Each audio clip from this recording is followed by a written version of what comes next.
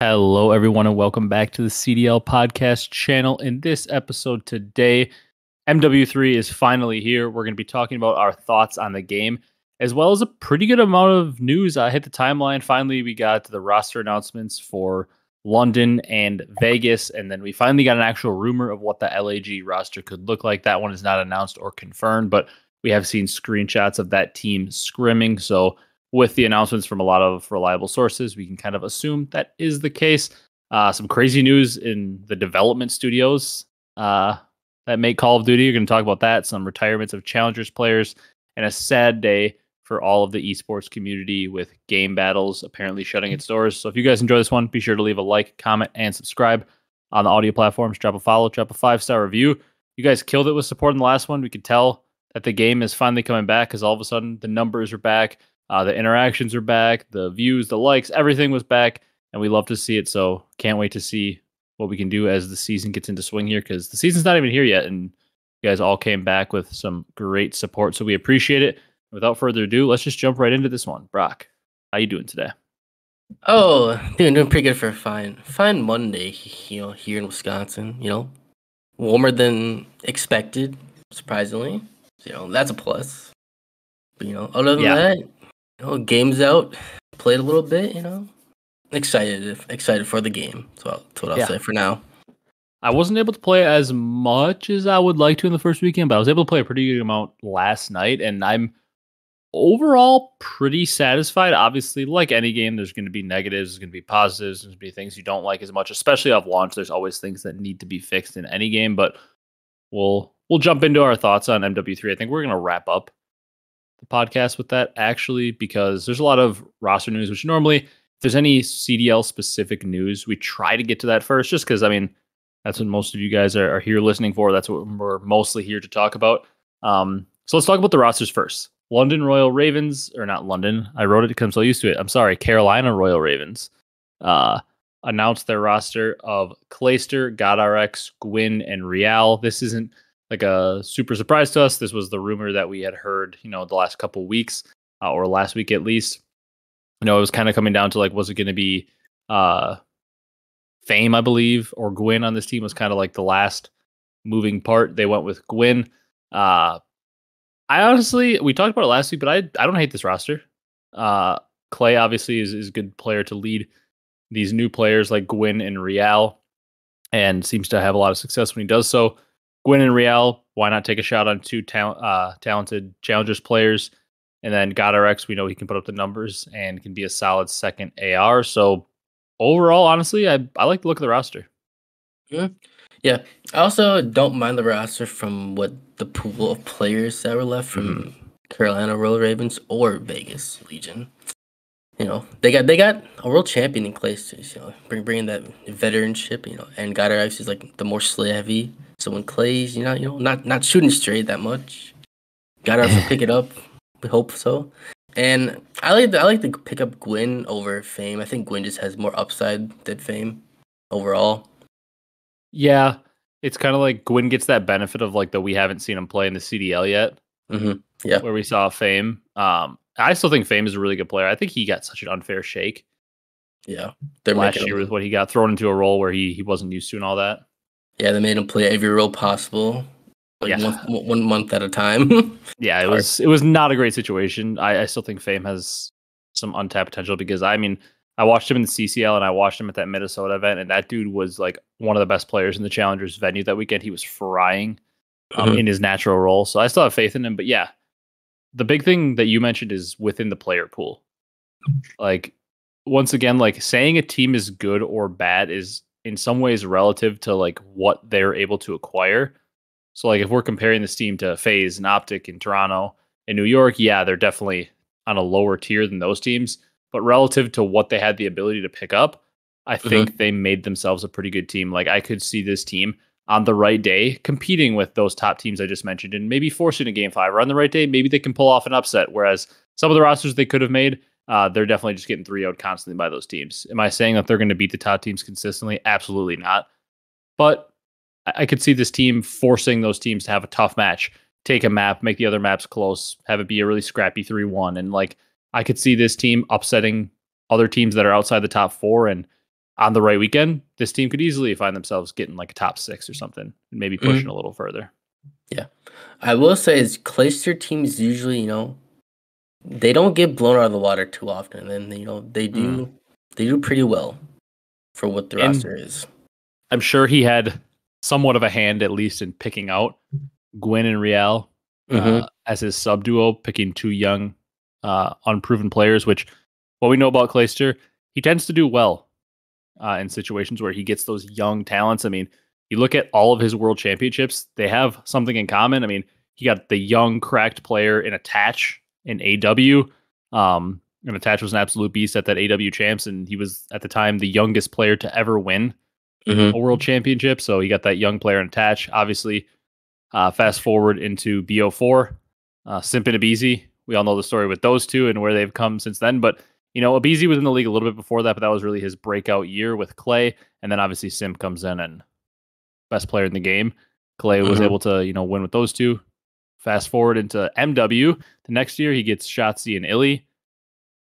And even Hook at the time. I mean, Hook had played for a while, but was a relatively unproven player in terms of winning. Gets those guys, they instantly win. And kind of the story goes on and on. So am I saying Gwyn and Real are going to be Shotzzy and Illy or Simp and Abezy? No, absolutely not. But, stranger things have happened. Clay is good with those young, talented subs. So I'm excited to see if he can, turn this team into a champs team. I mean, that's the goal for this team, right? Yeah. They probably don't have lofty goals to win a bunch of events, but their goal is to make to champs. Yep. Squeak in 8th, no matter how they do it. That's all you got to do. You never know what can happen. Yep. On the right day, every day is different for COD. For COD especially, one good weekend and you could be world champions. I mean, we've seen it before. World War II, that EG team nobody expected. Even on certain non-champs weekends, LAG, when we were at the event, Major 2, nobody expected that to happen. One good weekend of COD and you never know what can happen. You just got to make it there. Yep. Vegas announced their roster as well. We kind of talked about this one last week also because it was rumored, but it's official now. Attach, Purge, Standy, and Nero.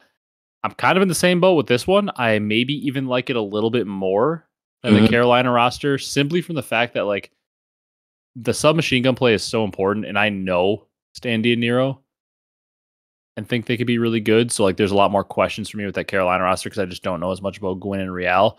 Could they be better than Standy and Nero? Absolutely. But I just know a little bit more about this team, so I feel a little bit more comfortable in like where I place them in my head. But another team that I think their goal is obviously going to be just qualifying for champs, but I think that they could be a scrappy team that, could crack some top 6s. Yeah. I feel like they could be like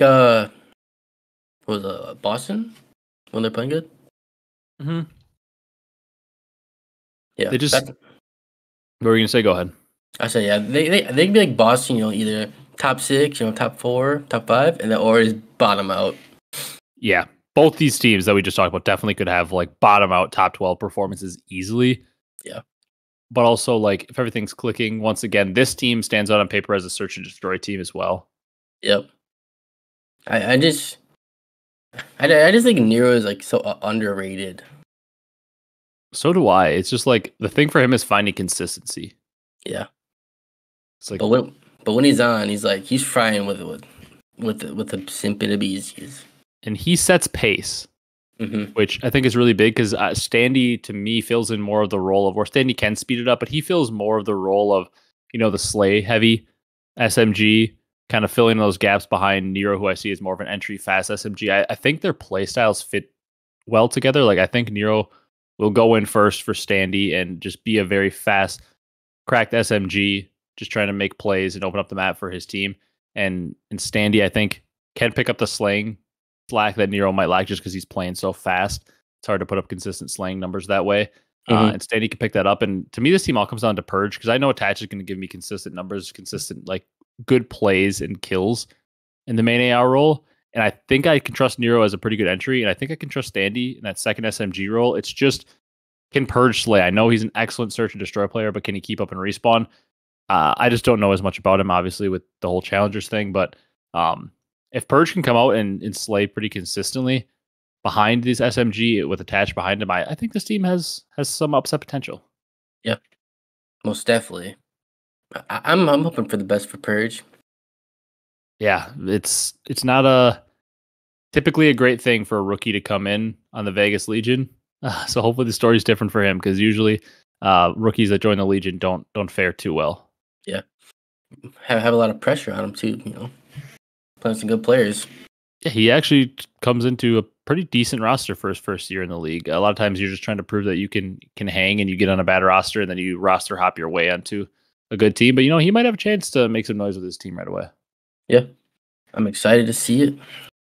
Yeah.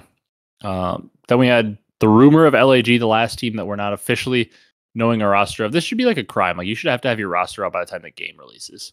Yeah, it should be.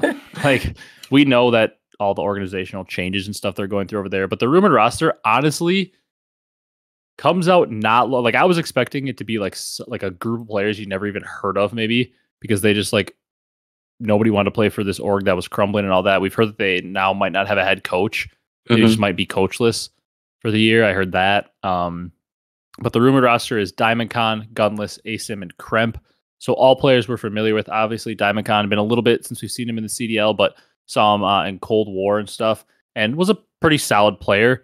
Gunless, obviously, we all know him. At his peak, was arguably the best player in some titles. Asim and Kremp. That when I see that makes me excited for this team because everybody knows that we're both big Asim fans. I'm a Gunless fan as well. I think this team actually, if true, has potential. Yeah, I do love the trio of Gunless, Asim, and Kremp. Yeah, like, I mean, when I look at DiamondCon is a little bit shaky, I feel, but when he played in the league, he was not bad. Yeah, I feel like he actually hold his own, but like, I think it's just more about like the team atmosphere that's why kind of got left out of one out. The reason I look at this team and I like it is because I think Gunless especially can pick up a lot of like if his subs aren't as good, I still think like he can pick up a lot of slack because we've seen Gunless be the best player in the game. Like I said, at times, obviously he's well removed from that, so it's yet to be seen if he can hit that form. And last time we saw him in the league, he was going through like health issues and a bunch of stuff on LAG, and that kind of obviously affected his play and then sidelined him. And then obviously they go on to win that event. And it was just a weird year for him there in Vanguard. But the thing that attracts me to this team to maybe think that they have potential, I think this team probably ends up towards our bottom four just because somebody has to be the bottom four. But once again, this team has upset potential. I think this submachine gun duo could be annoying. That could be a fast submachine gun duo. Yeah, it's me running up in your spawn. You're not even knowing where they are and all that. Yeah.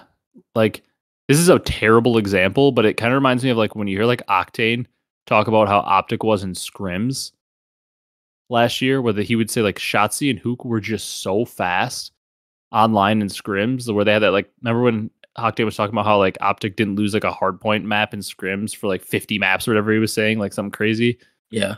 And he was saying it was just because like Hook and Shotzi would just run you down and play so fast that like their playstyle was just insane. You couldn't keep up. Now, I definitely don't think Asim and Kremp are going to be playing like online Hook and Shotzi, but that style I'm kind of thinking could cause some chaos for teams because those two will run it down. Yeah. They do not care about dying. Yeah, and Gunless and DiamondCon I think can pick up the slack in maybe slaying that's caused by this super fast play. But I think like early on in the year, this team could cause upsets in hardpoint and stuff just because like the play style, usually the game speeds up as we go along, but Asim and Kremp might have, the pedal to the floor right away and just be running it down, and it might throw teams off. So I could see this team like getting off to a quick start and respawn that people don't expect. Yeah. I will say though, is if the sub duo is not on form, and it'll be tough. Yeah, that's why this team is scary. The consistency of those two. I just think that like they could have random series where they're both running and just hitting all their timings right, and they just pull off an upset that you never expect. But I probably expect them to settle down into the bottom four because I think organizationally they're going to be challenged. They're probably not going to have a coach. Probably not going to have any analysts like other teams. So like. Going to be all on the players to do a lot of that random work that a coach and an analyst would help you with. Yeah. And that's but once again, if this is one of our bottom teams, I would say in general, this is better than bottom teams we've seen in the past. Like I could see this team being competitive in a lot of matches. Yeah. But like you said, the head coach / if analyst, if they don't have one, will most definitely hinder them. Yeah, just those little things that the analysts can help you with can go a long way. Yeah, and then that puts more pressure on the players if they have to do that. Yeah. They can't play as much. Thankfully, they do have a couple vets in like Gunless and Asim, and both Kremp and Daimacon have played in the CDL, so it's not like they have completely inexperienced players, but still, you'd always like to have those extra minds and analysts giving you data. Mm-hmm. Right. Definitely rooting for this team though. Yeah, it's a team of players I like. I'm a really big Gunless and Asim fan, and I have no issues with Kremp and Daimacon as well. Yep. All right.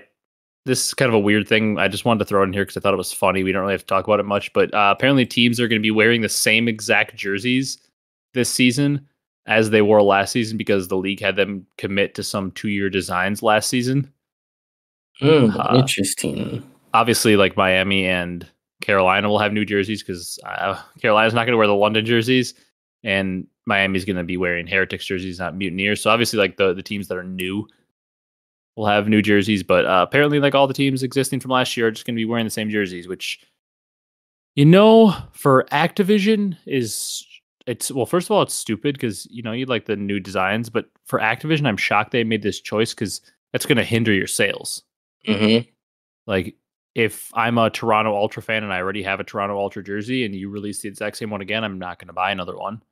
Yeah, there's But no if I'm a point big to buy Toronto one. Ultra fan and you release a new jersey for the 2024 season, I'm going to be like, oh, cool. I love the Ultra. I'm going to buy another jersey maybe. Like for an organization that's as money hungry as Activision, I'm shocked that they're going with the same jerseys 2 years in a row. Yep. I am shocked too. They made a little oopsie there.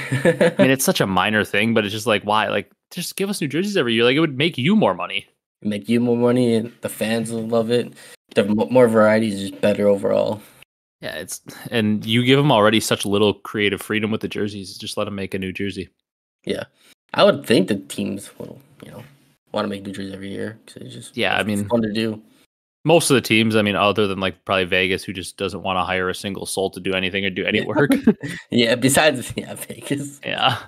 All right, this is some juicy news we got next though, Brock, with this Sledgehammer stuff. It was all over the timeline. It was a report from Bloomberg and like other reporters like Jacob Hale and stuff got in. Sledgehammer obviously countered because they kind of had to. So the report essentially said in a nutshell that like Infinity Ward was like had their hand all over this game and was like sticking their nose in it and like had a lot of creative control over it, even though it was supposed to be Sledgehammer's title. So like they could go in and be like, yeah, we don't want this. You need to do this. And like the people at Sledgehammer, the game designers who obviously know what they're doing more than some random executive, were basically overwritten. They like couldn't do certain things they wanted to do with the game.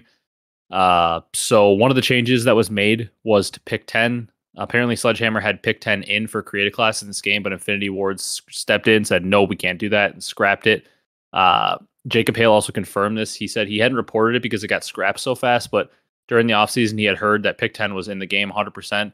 And then he had heard a few weeks later that IW stepped in and scrapped it. So now here we sit back with the gunsmith, and I saw a thing that said the TAC 56, the MW2 gun, has 196 different attachments that you could attach. Jeez, why did it be so complicated? Yeah, I don't even care if you're the biggest Warzone fan on earth, which is what a lot of this gunsmith is for, but just like 196 attachments. Maybe it'd be different if it was a game like, this is a terrible example too. It's just like what I thought of, like Counter-Strike, a game that was out for 20 years. Maybe 196 attachments could work for a gun in that game because, obviously I know you don't do all these attachments on Counter-Strike guns, but as an example, like if Call of Duty was a game that was out for 20 years like that, sure, because you could create all these different metas, maybe. I guess you could come up with some logic. But Call of Duty is out for 12 months and has like probably more like a 6 to 7 month lifespan at best for a lot of people. Like 196 attachments, like I can't even, like I'll be scrolling through all the like underbarrels I have to attach and I'll be on like attachment 24 and I'll be like, I don't even remember which one to put on because like you can't even compare them when you have 30 to compare. It's just too much. Yeah, you'll be scrolling for like 5 minutes with all of these attachments too. Yeah. It's just unbelievable. I can't believe that they would scrap pick 10. And I thought about it a little bit and I saw somebody tweeting about it, like one of the leakers. And it makes sense. Pick 10 doesn't allow them to have the gunsmith as much. And we know what's important to Activision. Yeah. Definitely. Those bundles in the store. So very, very, very disappointing that they scrapped that. And apparently they had so much control of this game that they ruined a lot of things and scrapped a lot of things. And I believe that because overall, as a developer, I don't have any issues with Sledgehammer. I never have. If you go back on record, besides maybe a little bit on Vanguard and anything I've said about Sledgehammer, I've always spoke pretty positively about them, and I think you feel the same way. Yeah, for the most part, yeah. Overall, like they come into the scene, you know, with AW. I like AW as a game. In fact, I love AW as a game because everybody knows I love jetpacks. I think you'd say also AW overall pretty solid game. Yep. If I played it more, I would probably love that game. Yeah. And World War II, once again, is it the best COD? Absolutely not. Pubs were awful, but competitive wise, World War II, a pretty solid game overall. Not the worst, not the best, but not the worst. Yep. Good ranking system too. Yeah. GB integration, which we'll talk about GBs in a little while also, like one of the only games with that. And then also, you know, Vanguard, we know how you feel about Vanguard. You know, definitely not the best game, definitely their worst installment, but I feel like they may have had some other influences on them for that game. But you know what was decently fun to play for ranked play? I'll give it that. Just the cracked out gameplay. It wasn't the best game, absolutely not, but I had some fun on it. Definitely was fun with the maps that I had. Definitely. Yeah. Just bow cage chow and everything for people that are just casually looking to play some ranked play. It was kind of fun. Yep.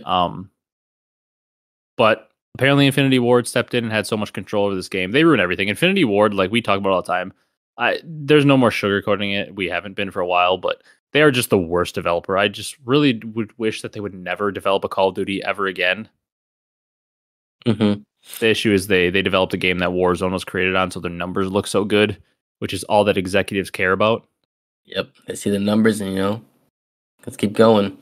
Yeah, which, I mean, you can't blame executives. They're there to make money, and if something's making a lot of money, they're going to continue it, so you can't blame them for wanting Infinity Ward to keep making games, but for the actual community, nobody likes them. I know the casuals do really like them, but I'm just saying Infinity Ward is the worst. Like, they haven't made a good game since MW3, the original. You can argue Ghost, whatever, maybe Infinite Warfare, but in my opinion, easily the worst of the 3 jetpack games. But I mean, their recent games have been horrible. They are horrible. They ruin everything. Let Sledgehammer make their own game. But some reliable leakers apparently said that they have no power over Treyarch's game, and Treyarch's development is going fantastic. I expect nothing less from Treyarch, even with Vonderhaar gone. That's just a well-run studio, and they make incredible games. And apparently that they said Infinity Ward has no hand at all in their game or any power over them. So I love to hear that. You do love to hear that. Yes. I wish. What'd you say? I was gonna say, I wish the Pig 10 was just in for ranked play. Oh my god! Obviously, they don't want to split the player base by changing them, but Pig 10 is just so superior, so simple. Like, I mean, a perfect example. Also, this is OG Fortnite coming back. Like, simplicity in games to a point is good. Like, you don't want the most basic, simple thing ever, but like, people like the OG Fortnite because the loot pool was just so simple. It was like, here's your AR, here's your shotgun, here's your tac shotgun, here's your suppress SMG, your regular SMG, here's your auto sniper, your bolt sniper, your rocket launcher, your grenade launcher. Like, just a very simple loot pool. And really good guns are really rare, so then it like makes it feel rewarding to have a rare gun, but it's just overall simple. But enough complication that there's like wrinkles to it. Same with COD. Like, you want some complication. You want like different guns, you know, different ways to customize your classes, unique maps. But pick 10. You just want a consistent, easy to log on. Like, I can log on, go through the stuff, and in 2 minutes or less have all my classes built or have some classes built or whatever. And I mean, pick 10 is just so superior. 2 minutes for pick 10, 12 minutes for, you know, what they have right now with the gunsmith. 12 minutes to just find what underbarrel I want to use. Yeah, 10 minutes of scrolling for the reticle I want. Yeah, thank God for Twitter and social media and like these pages that'll post like the meta weapons, because it would take me a full day to just go through everything and make them all. Yeah, literally. Shout out to social media people who post the meta guns. One other thing I want to talk about just for a second, because I know this headline will give you pain. We had heard this leak like a while back and just, whatever, probably not true. Apparently it actually was true. Sledgehammer apparently was planning to make Advanced Warfare 2 before they were asked to make this Modern Warfare 3 game. That is just pain. I couldn't even imagine how excited I'd be right now if this was AW2 with jetpacks. Man, I wish. I wish Jetpack come back. You know what? I might have to. I'm not going to do it, but I almost made a Bance level declaration. How way back I made a declaration that I can never insult Bance. I'm not allowed to anymore after they won that major. I was about to say I have so much respect for Sledgehammer for sticking their neck out there and being willing to make another Jetpack game or AW2 that I would never insult them again. But who knows? I can't say that with a Sledgehammer game being out this year in case they really screw this game up. I have to reserve my right to criticize them, but shout out to them for being able to stick their neck out there and be like, you know what, we're going to make another Jetpack title or AW2. We know a good portion of the community would hate that, but I respect it. Yeah, at least they're trying to get the Jetpacks back. Trying to give us a good game, but Infinity Ward and the bosses over at Activision are stopping them. Yep. Maybe next Treyarch game. Hopefully. All right. Quick little piece of news from Challengers here. Havoc and Neptune are both stepping away from competing in Challengers. Neptune potentially looking to go back to Halo. And Havoc, I would assume, is probably focusing on content because I know Havoc had a pretty good momentum with his content this offseason. I think his YouTube was doing pretty well, kind of taking off a little bit. And I think his stream was doing well. So happy to see that for him. Hopefully he goes and crushes it in content because, he's a good player. He's definitely a league worthy player. Like he can play. And be on a solid team. But for him, it's like with the constant bouncing back and forth between being in the league and in challengers and whatever, it's probably just better for him to just say, you know what, I'm just going to go focus on content if it's doing well for him because it's going to be a little bit more consistent. So hopefully he goes and crushes it. And then Neptune potentially going back to Halo. I think he was pretty good over in his time in Halo. So we'll have to see how that goes for him. Yeah. Neptune really never found his foot after the first year with Florida. No. He did, which is he's supposed to the what they call it, the next Shotzi movement. They were hoping he could get like that. Just obviously the comparison mainly stems from the Halo comparison. Yeah, but he was supposed to be good. Yeah, had some rough times in the CDL, but challenges was a force definitely. Yeah, and you could always see flashes of the talent, especially that first year in Cold War with Florida. Like you watched him play, and it was like this guy's a capable player. He just never all clicked at one time. Then obviously the whole New York year happened, and he apparently had that injury and stuff, and just like you said, never really clicked for him. So hopefully it doesn't Halo because talent flashes were always there. Like the guy definitely has some talent. It's just sometimes it just doesn't all click, and you maybe just don't have the right team composition, and it just doesn't work out for you, which is unfortunate because we'd love to see it work out for him. But hopefully he's able to find his footing again in Halo. Yep. Or it could be he got bored of COD, so going back to Halo. His roots. Yeah. It was a weird time to decide to switch. Game comes out. He hopped on this game and he was like, "Nah, I ain't playing that." And just dipped out. But he played MW3 last year. Yeah. And for Havoc, I will say, it is hard just bouncing back and forth, like you said, just team after team after team. Find something more stable, like his YouTube, he's popping off.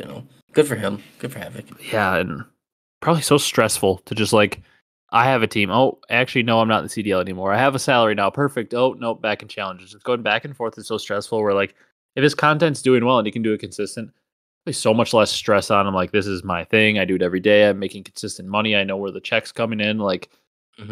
It's much easier on him. So that is good for him. Yeah, and he's been around for a while too, competing. So maybe he's always been a really likable, entertaining dude as well. Yeah, wants something new adventure, I would say. Yeah. All right. Game Battles, Brock. Sad news here. Officially closing its doors, shutting down on January 15th, 2024. So, sounds weird because, 2024 sounds so far away, but, this is not far away, about 2 months from today, roughly. It's going to be shutting its doors. Incredibly sad day for a lot of people like us, our childhood playing GBs forever. Everyone. Yeah. Activision took over the rights to Game Battles and MLG and just ran them into the ground and didn't use them. They just, made all these franchise leagues, and the Overwatch League is dissolving. Who knows? Maybe the CDL soon. I know Microsoft, since they acquire Activision, they acquire the rights to these titles. So, or these entities. I hope they, put some love into these and maybe rework them, specifically MLG, because there's just so much untapped potential. There still really isn't a great site who runs tournaments online. And, we might be venturing into a world where franchise leagues are kind of dying out, as we see with Overwatch League. So we might need these grassroots orgs like MLG and Game Battles and all that to run esports again. Yeah. Sad to see, but I will say, if they are, obviously, game battle is shutting down, then they have some rank play, like, off launch.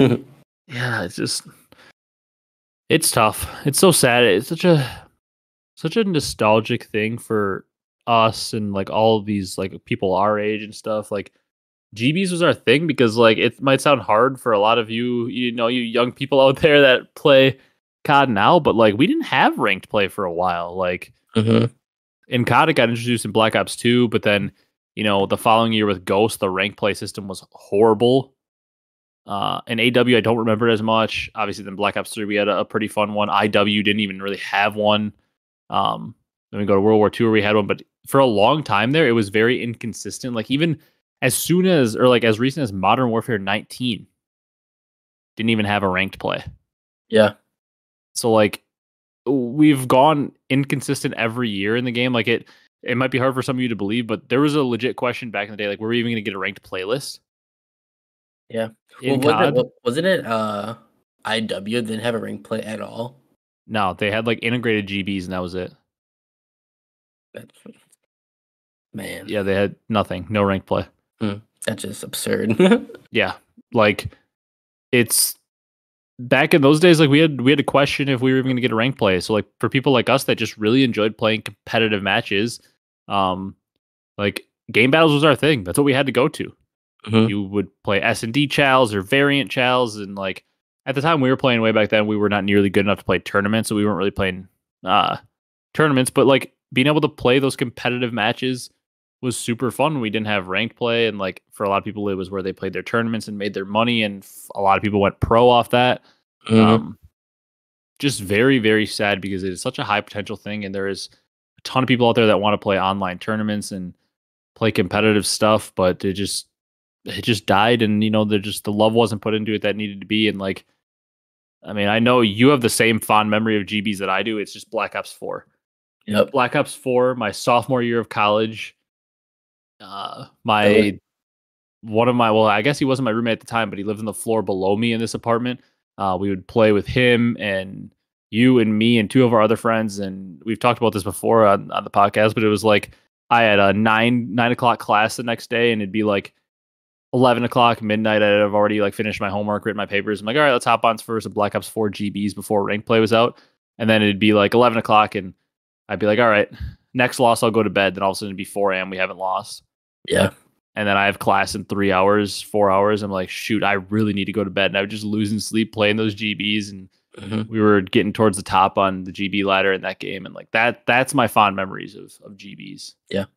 Just playing against like top teams, and maybe not winning, but just knowing you can compete with like the top 200, top 100 people when you're so low.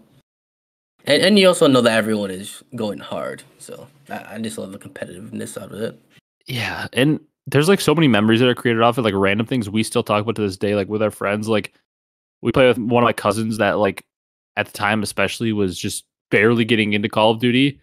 So was not good, not nearly good enough to be playing GBs, especially against top teams, because it was like Black Ops 3 was like his first game, and we're playing, and we still talk about it to this day. He was in that little, I forget what you call it, quad or whatever it was called, on Fringe, over by Tin, like that little like square over by the barn where you could jump in and out. I forget. I think we call it quad. I can't remember. But he's over there in like a 1v3 round 11 in like the game 3 of our GB series against like a top 20 team.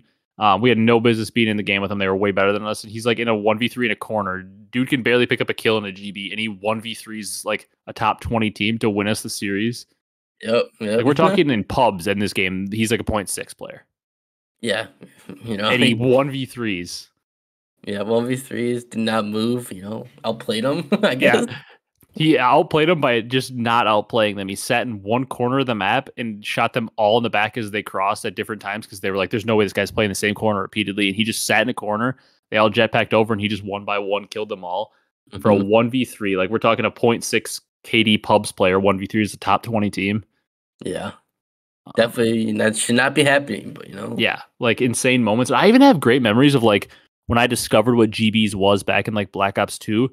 I was nowhere near good enough to be playing them, like get smoked. But I remember like making teams with my friends, and like we'd be like 2-30 because we had no business being on there, but like it was so satisfying every time we got a win. Like when we get our first win, like it was so fun to be able to enter that in. Like, oh my god, we got our first win. Like, are we gonna win another one? Then no, we lose 12 straight. But yeah.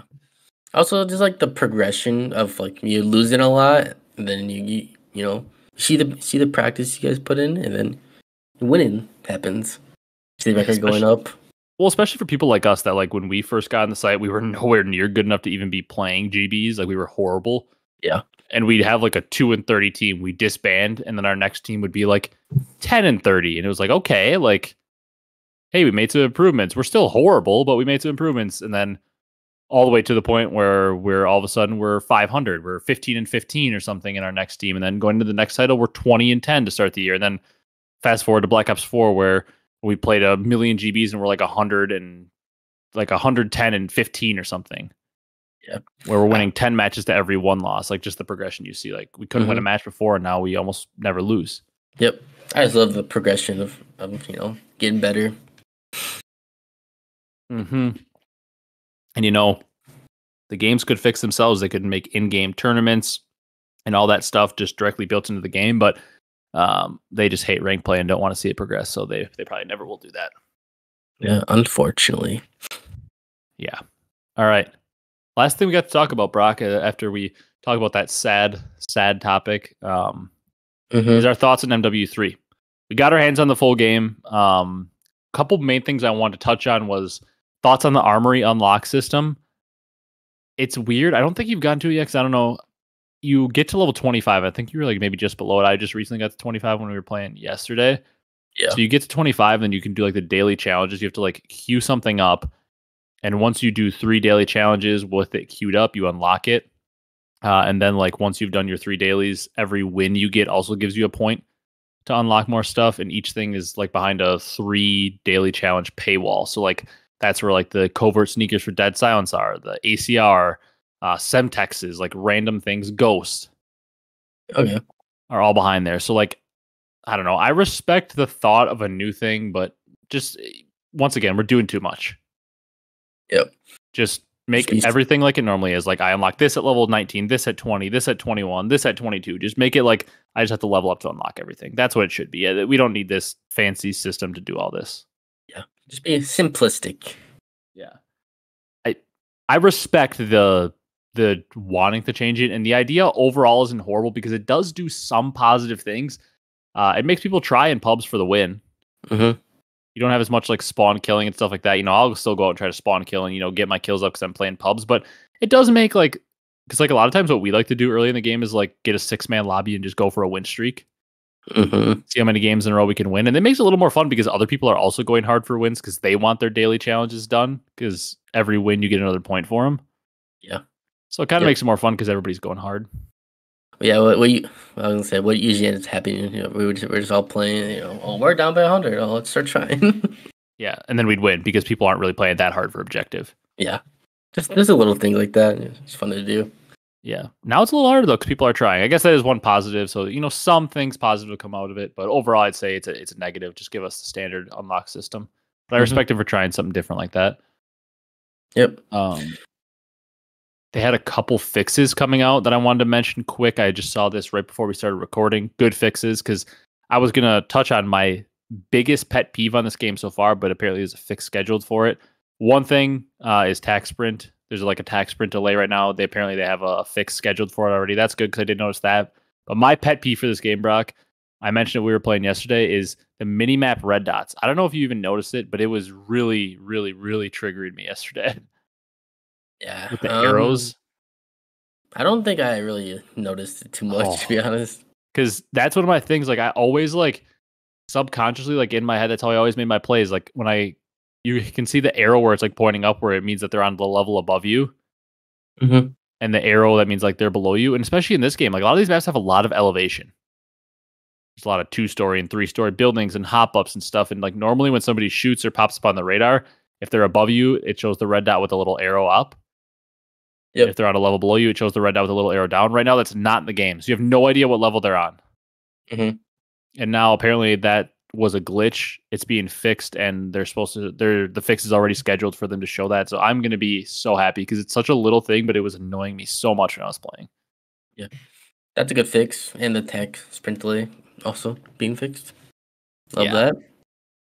There was like a couple other things that just because I haven't played a ton, I didn't even know were broken. EOD or Flak Jacket apparently was like not working, and that's already got a fix on the way as well. Mm-hmm. So little things like that. But overall, thoughts on the full game? Anything you want to touch on? Thoughts? ARs are better than the subs. Oh yeah, Definitely see that. I like the slide cancel. We're back, baby. You love it. The maps aren't bad.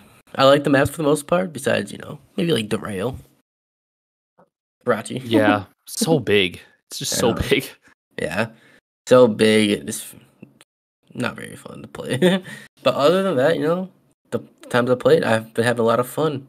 Like more fun than I had in MW2 pubs. Yeah, it's definitely better than MW2. That's for sure. Mm-hmm. I think I don't know. I overall think the game's pretty good as well. Like there are obviously little things, but once again, there's never been a perfect COD that's ever existed. No matter how much I love the Black Ops series 2, 3, 4, there's never been a perfect COD. There's always gonna be little things, especially in pubs that are annoying. There's gonna be cheesy stuff, but overall, I think this is the most positive I felt about a game on the launch weekend of COD since probably Cold War. Yeah, I feel better about it than Vanguard or MW2, which are our last two titles. I feel probably since Cold War, at least, it's the most positive I felt. Yeah, I would also have to agree with that.